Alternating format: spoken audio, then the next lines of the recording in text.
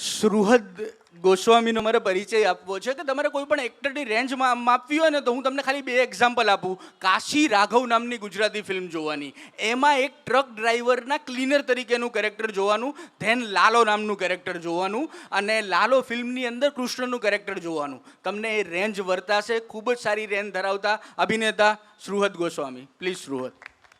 Thank you Tusharbhai, બહુ વધારે વખાણ કરી દીધા. પણ હું એટલું કહીશ કે છેલ્લા લગભગ 10 વર્ષથી અમે એક સપનું જોયું હતું આખી ટીમે કે એક ફિલ્મ બનાવી છે, અને ફિલ્મ બનાવી એ નાની માના ખેલ નથી.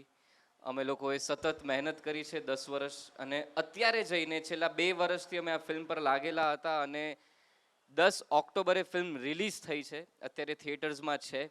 અને જેમ જય સરે કીધું કે મને કાલે રાત્રે ઈચ્છા થઈ હતી કે 11 વાગ્યા પછીનો કોઈ શો હું જોવા જાઉં, પણ શો હતો નહીં.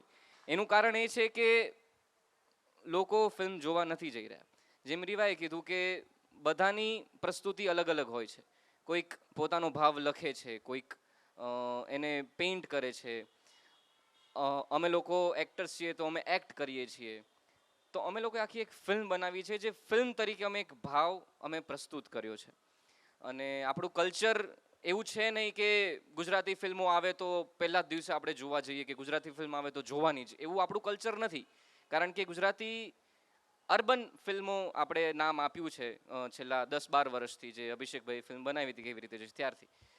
તો જે અર્બન ફિલ્મો જે 12 વર્ષથી બનવાનું ચાલુ થયું છે, ગ્રોઈંગ ઇન્ડસ્ટ્રી છે, તો આપણે ગુજરાતી તરીકે ગુજરાતી ફિલ્મ ઇન્ડસ્ટ્રીને સપોર્ટ કરીએ. તમે ટ્રેલર જુઓ, ટ્રેલર તમને ગમે તો જોવા જવું, નહીં કે બધી ગુજરાતી ફિલ્મોને સપોર્ટ કરે. તમને મજા આવે તો જોવા જવું, કારણ કે ગુજરાતી ફિલ્મ ઇન્ડસ્ટ્રીને ગુજરાતી ઓડિયન્સની જરૂર છે. અને અમારી ફિલ્મ લાલો ફિલ્મ ખરેખર સારી બની છે. હું એમ નથી કહેતો હું ફિલ્મનો પાર્ટ છું, પણ ફિલ્મ સાચે સારી બની છે. અમે લોકોએ બહુ જ મહેનત કરી છે. સુહૃદ